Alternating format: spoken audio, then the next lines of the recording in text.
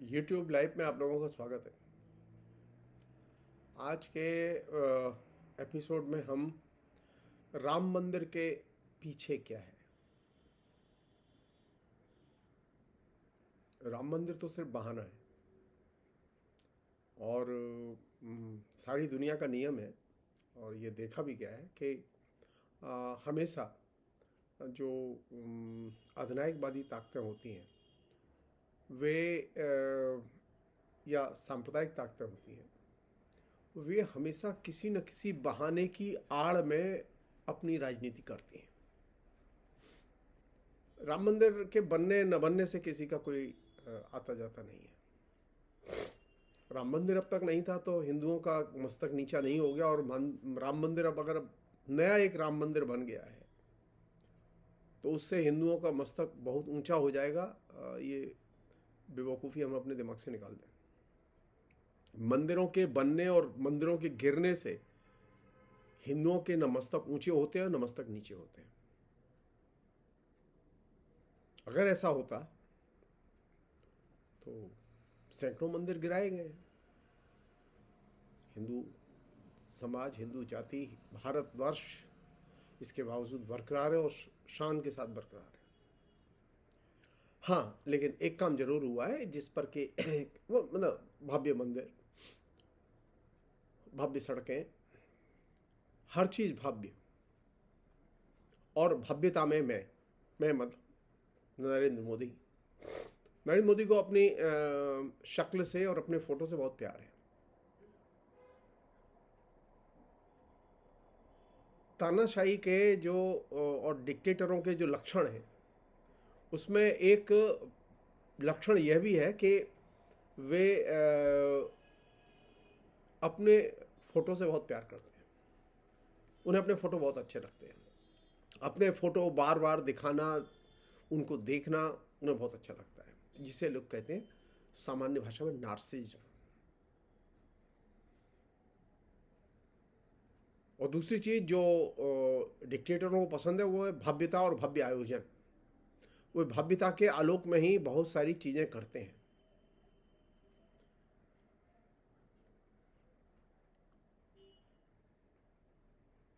एक अन्य पहलू है जो कि यहाँ मेंशन करना जरूरी है खाली, वो ये कि सारी दुनिया का जो डिक्टेटरों का, तानाशाहों का जो अनुभव है वो ये है कि तानाशाह हमेशा बहुत ही एग्रेसिव प्रचार करते हैं और एग्रेसिव प्रचार के जरिए वे परपीड़क आनंद लेते हैं।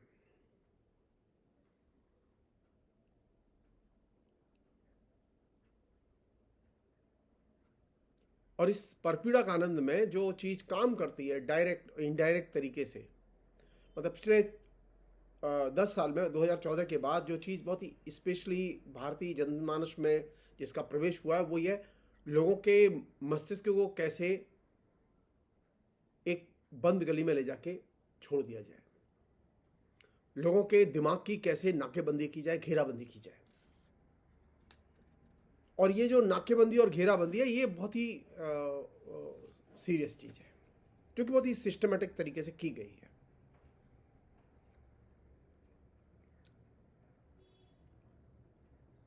दो संगठन हैं जो कि बहुत ही एग्रेसिवली काम कर रहे हैं, राष्ट्रीय स्वयंसेवक संघ और भारतीय जनता पार्टी। नरेंद्र मोदी तो उनके आइकॉन है। कहने के लिए राष्ट्रीय स्वयंसेवक संघ अपने को एक सामाजिक संगठन कहता है, लेकिन उसका सामाजिक संगठन जैसी चीज़ से कोई संबंध नहीं है, बल्कि उसका जो मुख्य लक्ष्य है वो ये है कि सत्ता पर कब्जा किया जाए, ज़्यादा से ज़्यादा पैसा कमाया जाए और इसके लिए अगर ज़रूरत हो तो दूसरे हथकंडे अपनाए जाएं जो कि अलोकतांत्रिक है।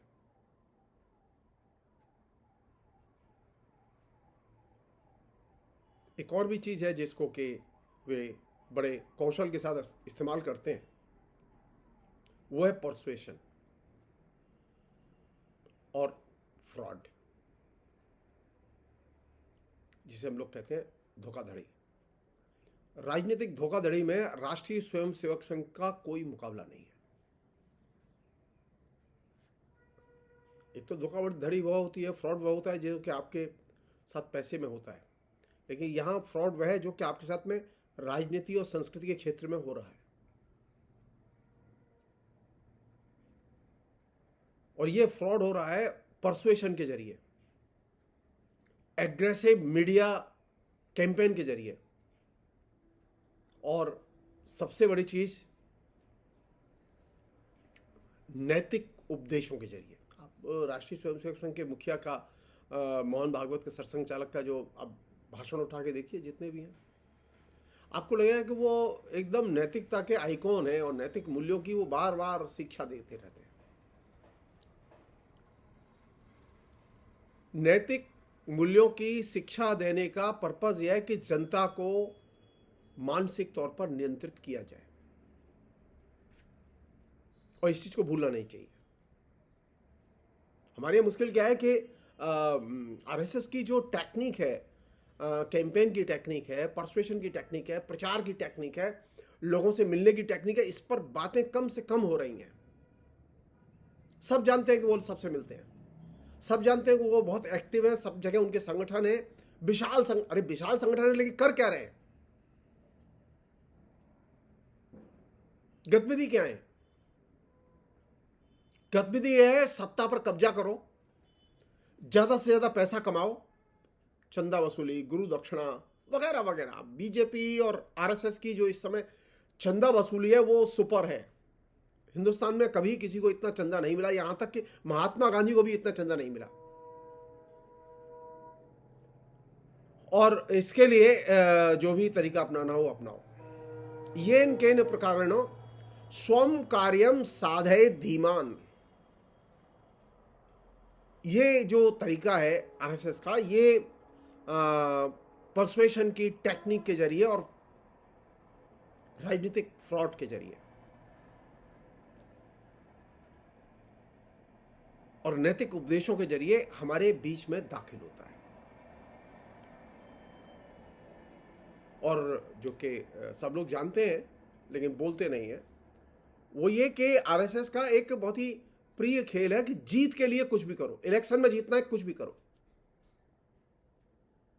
बीजेपी के लोग हैं, इलेक्शन में जीतना है कुछ भी करो, कोई नैतिकता, किसी भी किस्म के उपदेश, कोई भी चीज उनके इस काम में आड़े नहीं आती। जीत के लिए जरूरी हो तो झूठ बोलो, वायलेंस करो, गुंडागर्दी करो, लोगों का इस्तेमाल करो, वो किया है उन्होंने। डर पैदा करो कि अगर आरएसएस नहीं आया, बीजेपी सरकार में नहीं आई, तो देश में अराजकता फैल जाएगी, दंगे होंगे।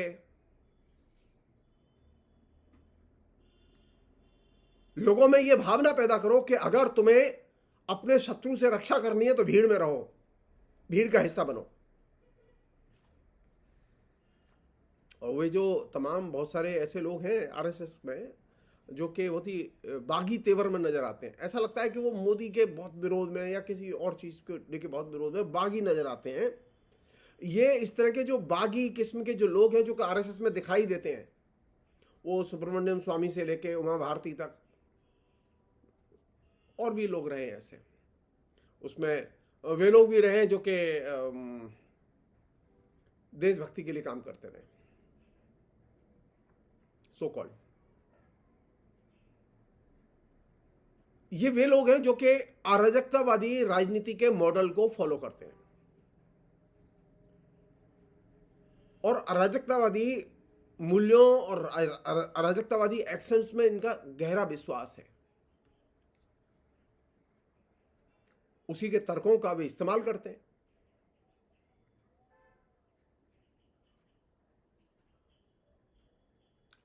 इस तरह के लोग, मतलब जो रिवेल सो कॉल्ड दिखाई देते हैं, वे जनता के साथ में धोखाधड़ी में एकदम सिद्धहस्त होते हैं।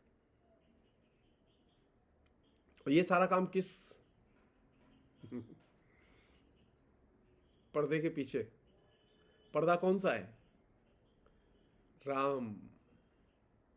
राम मंदिर। राम के लिए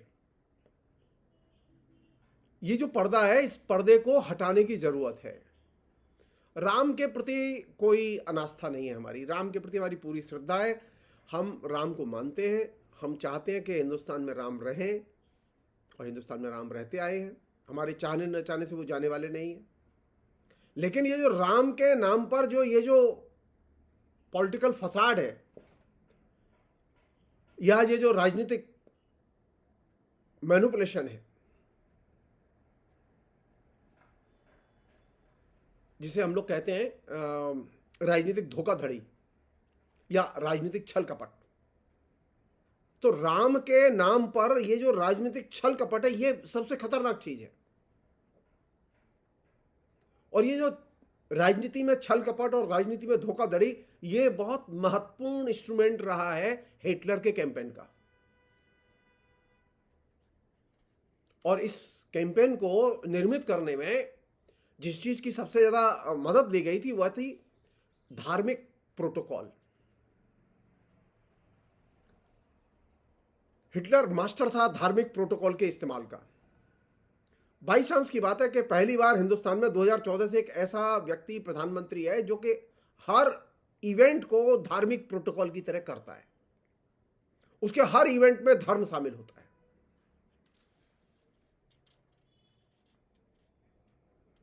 राम मंदिर की वो प्राण प्रतिष्ठा करते, कोई दिक्कत नहीं थी, लेकिन प्राण प्रतिष्ठा खाली नहीं करनी है उनको, बल्कि धार्मिक प्रोटोकॉल का जनता को मोबिलाइज करने के लिए इस्तेमाल करना है।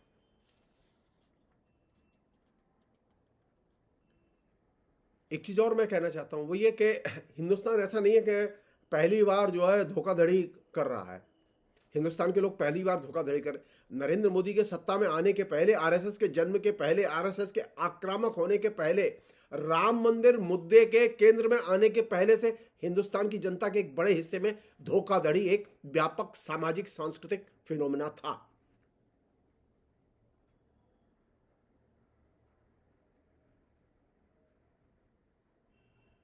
उसका एक आधार था। उस धोखाधड़ी के या छल कपट के आधार वाले लोगों को, सामाजिक आधार को इन्होंने कैश किया। और ये टिपिकल वही परिस्थिति है जिस समय के हिटलर जर्मनी में आया था, तो जर्मनी में एक तरह से धोखाधड़ी का एक तरह से आम जनता में बहुत प्रचलन था। संयोग की बात है कि भारत तो धोखाधड़ी से भरा हुआ देश है, तो यहां तो एकदम बहुत उपजाऊ जमीन है। जो लोग राजनीतिक धोखाधड़ी करना चाहते हैं, राजनीतिक छल कपट करना चाहते हैं, सामान्य जीवन में छल कपट करना चाहते हैं, उनके लिए तो यहां एक तरह से कच्चा सामान फैला पड़ा है।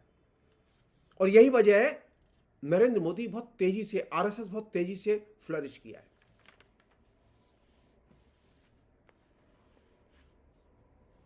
हमारे यहाँ क्या करते हैं जो लोग धोखाधड़ी करते हैं, दिन भर वो बेईमानी करेगा और शाम को जाके हनुमान जी के ऊपर चोला चढ़ाएगा, पूजा करेगा, या किसी देवी के मंदिर में जाएगा, या किसी भगवान के मंदिर में जाएगा, या किसी जगह नमाज पढ़ता दिखाई देगा। धोखाधड़ी करने वाले धार्मिक प्रोटोकॉल का आवरण की तौर पर सबसे अधिक इस्तेमाल करते हैं। हिटलर ने अपनी धोखाधड़ी के लिए धार्मिक प्रोटोकॉल का सबसे अधिक इस्तेमाल किया और राजनीतिक तौर पर अपने को एक तरह से जंगजू नायक की तौर पर पेश किया। और ये जो धार्मिक प्रोटोकॉल है, ये धार्मिक नियमों और मंत्रों, पूजा, भव्य आयोजन, भव्य मंदिर, दिव्य दर्शन, इनके जरिए ये धार्मिक प्रोटोकॉल ऑपरेट करता है। ये जो धार्मिक प्रोटोकॉल है, जिसका के नरेंद्र मोदी बड़े पैमाने पर इस्तेमाल कर रहे हैं, और वो जब से आए तब से इस्तेमाल कर रहे हैं। राम मंदिर के निर्माण के प्रसंग में तो उन्होंने इसको खुल्लम खुल्ला प्यार करेंगे हम दोनों, यानी धार्मिक प्रोटोकॉल से उनका जो गहरा संबंध है उसको उन्होंने बाकायदा ऑफिशियली इंडोर्स किया है, स्वीकार किया है। पहले वो इनडायरेक्टली कर रहे थे, अभी वो डायरेक्टली कर रहे हैं।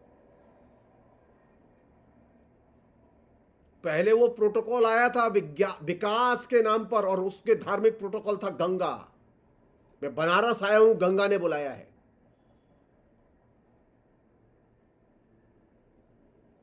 और वहां से जो यात्रा शुरू हुई धार्मिक प्रोटोकॉल प्लस पॉलिटिक्स, उसने एक नए किस्म के अतिवादी रुझान के राजनीतिक दर्शन को हमारे सामने पेश किया। आप सब लोग जानते हैं कि धार्मिक प्रोटोकॉल का वे इस्लामिक देशों के सत्ताधारी जो डिक्टेटर हैं वे बड़े पैमाने पर इस्तेमाल करते रहे। इजिप्ट से लेकर सऊदी अरब तक फैले हुए धार्मिक प्रोटोकॉल का इस्तेमाल करने वाले सत्ताधारी, और वे अनचैलेंज लीडर है, वहां कोई डेमोक्रेसी नहीं है। धार्मिक प्रोटोकॉल का जब सत्ताधारी इस्तेमाल करें तो आप जान लीजिए कि देश अब तानाशाही की ओर जा रहा है।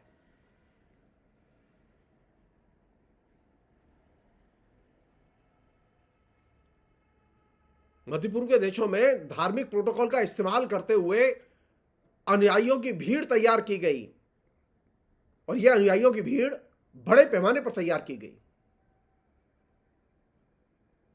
हमारे यहां ये धार्मिक प्रोटोकॉल का इस्तेमाल करके अब वो मंदिर एक धार्मिक प्रोटोकॉल के तौर पर हमारे बीच में पॉलिटिक्स में एंटर कर रहा है, और वह बड़े पैमाने पर अनुयायियों की भीड़ तैयार करने का एक इंस्ट्रूमेंट के तौर पर, जैसा कि वो राम मंदिर आंदोलन के नाम पर शुरू हुआ था, अब वो क्लाइमैक्स पर है। जब भी कोई भी प्रश्न आता है तो धार्मिक प्रोटोकॉल के ही पहलू उठाए जाते हैं।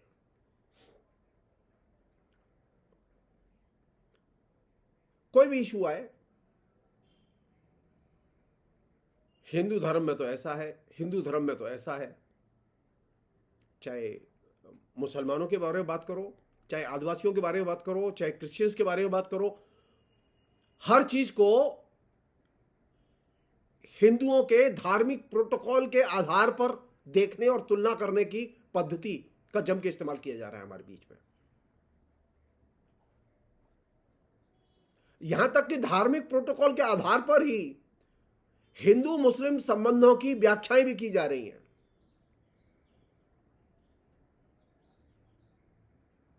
और जब धार्मिक प्रोटोकॉल इस तरह से दाखिल होता है तो अब हर चीज को धर्म के रंग में रंगने की कोशिशें तेज हो जाती हैं, जो कि इस समय चल रहा है। धार्मिक प्रोटोकॉल का इस्तेमाल एक तरह से धोखाधड़ी है। धार्मिक धोखाधड़ी है। इससे सामाजिक तनाव, टकराव पैदा होता है, और ये अगर सामाजिक, राजनीतिक, सांस्कृतिक विमर्श का एक टूल बन जाए, जो कि बनाया जा रहा है। आप प्राइमरी में पढ़ेंगे, आप सेकेंडरी में पढ़ेंगे, या आप यूनिवर्सिटी में, आपको गीता पढ़नी है। क्यों भाई, क्यों गीता पढ़नी है? हर जगह धार्मिक प्रोटोकॉल से जुड़ी हुई चीजें दाखिल की जा रही हैं, पाठ्यक्रम से लेकर पॉलिटिक्स तक।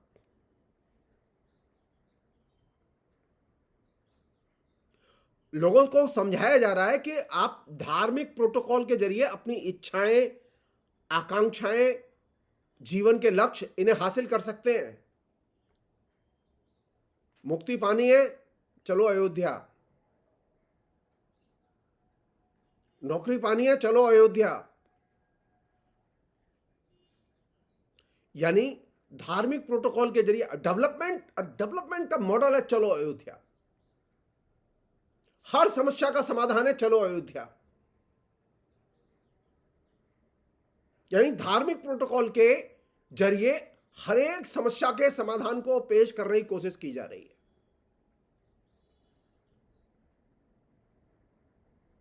यहां तक कि विपक्ष जो भी आरोप लगाए, उन आरोपों का भी उत्तर धार्मिक प्रोटोकॉल के आधार पर दिया जा रहा है।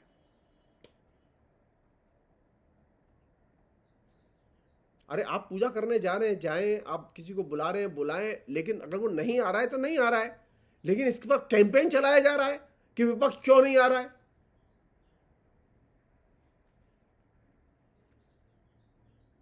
तो जो चीज मैं आपसे शेयर करना चाहता हूं ये कि धार्मिक प्रोटोकॉल एक बहुत बड़ा वेपन है डिक्टेटरशिप को स्थापित करने का, और ये वेपन बड़े पैमाने पर मिडिल ईस्ट के देशों में और दूसरे देशों में इस्तेमाल होता रहा है। हिटलर ने इसे इस्तेमाल किया और दूसरे डिक्टेटरों ने इसे इस्तेमाल किया। ठीक वही धार्मिक प्रोटोकॉल के उपकरण का भारतीय राजनीति में बड़े पैमाने पर अब खुल्लम खुल्ला इस्तेमाल हो रहा और इसका विरोध किया जाना चाहिए। नरेंद्र मोदी राजनीति करें, लेकिन धार्मिक प्रोटोकॉल के बिना करें। अगर उन्हें धार्मिक प्रोटोकॉल की जरूरत है तो वो राजनीति छोड़ दें, वो सन्यासियों के बीच में जाएं, संतों महंतों के बीच में जाएं। अब यहां से सोचिए, सारे देश की जनता को 22 जनवरी को आने के लिए मना कर दिया गया है और 7,000 लोग बुलाए गए। ये वे लोग हैं जिनको के प्रधानमंत्री ने इनविटेशन दिया है, और इन 7,000 लोगों में 4,000 संत महंत हैं। इसे कहते हैं धार्मिक प्रोटोकॉल का वर्चस्व। और ये जो राजनीतिक पहलू है कैंपेन का, ये बहुत ही जिसे कहें कि खतरनाक पहलू है लोकतंत्र के लिए। इसको उद्घाटित करने की और बार बार कम्युनिकेट करने की जरूरत है। इसके बिना आपको राम मंदिर के पीछे क्या है समझ में नहीं आएगा। फिलहाल इतना ही। बहुत बहुत शुक्रिया।